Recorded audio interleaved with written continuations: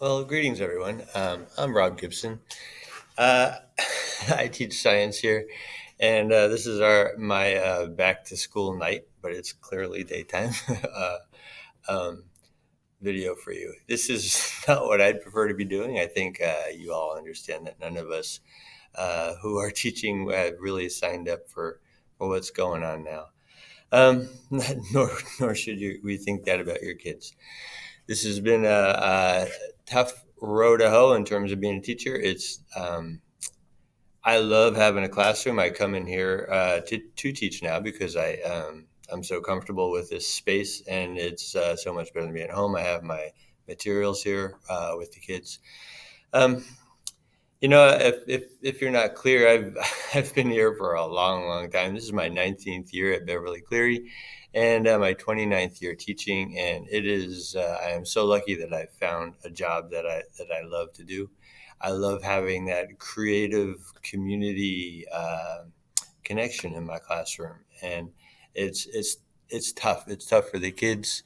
They don't get to have that as well either. I'm trying my best to make them feel like they're part of a learning community. Um, I'll tell you overall, I think you should understand that teachers, I can't even imagine parents, students. It's like the amount of work and frustration is many times greater, and the amount of reward is just fractions of what it used to be. But we'll keep going forward. Things will get better. So, you know, I love teaching science. I love the topics that I get to teach. I hope that you are clearly aware that I'm teaching astronomy right now, which is really amongst the best units to teach online. There's not a lot of hands-on experience or experiences we can have in the classroom. We would normally, throughout these types of units, have many small group research and presentation projects. It gives a chance for the kids to work together and share out their learning, which is a great thing to do in this regards. I'm going to be I'm moving from the Big Bang into cosmology. We'll be talking about galaxies and the life cycles of stars, and we'll zoom all the way in to our solar system. Uh, I'll try to get something going on so they can have an active experience of doing a scale model of the solar system. That would have been something from the classroom, and even down to actually hoping they will understand how the cycles of the phases of the moon work. We'll get through that. I'm supposed to be able to be teach that up till the beginning of December. From there, I'm going to move on. I love this next unit, and it's actually two, but they weave together so beautifully. It is evolution and genetics, and they both are so connected to one another. Um, well, very clearly, if we had the class, I have over 20 mammal skulls that we would have used in a great lab. We'll see. We'll see what happens. We'll see how this all goes forward.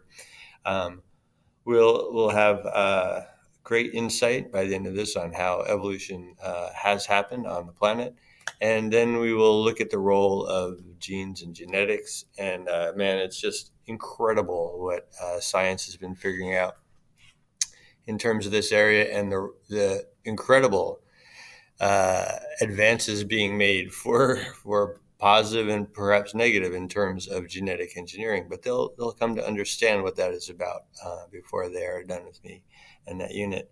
Um, We'll have a great unit on force and motion.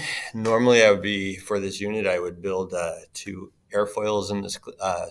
Two wind tunnels in this classroom, so the kids could design airfoils and learn how flight actually works. Why airplanes stay up in the air, never mind birds.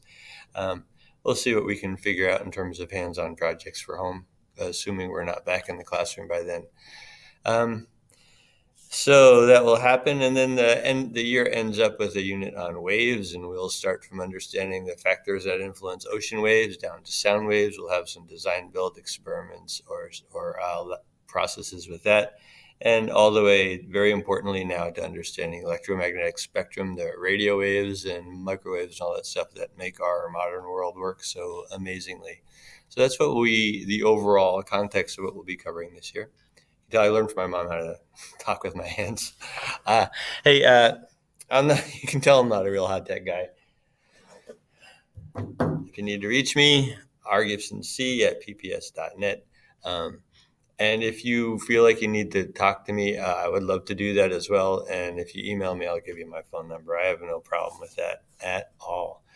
Um, another big issue is like, how do kids get grades and things like that? And I hope you don't mind, but I've actually told them that I don't care what grade they get in my class. I really care that they're learning science, and that area of motivation is hopefully that becomes more and more internal as they get older. Uh, In terms of my perspective on grades, the one area that I have also already told them that I am not helping them get ready for high school is that I take late work. I want to see what they are learning, and when I get it, I am happy to get it, and I will read it. And I pinky swear to them that if they write a report for me, I will read every word of the report. It's important to me to participate on that level.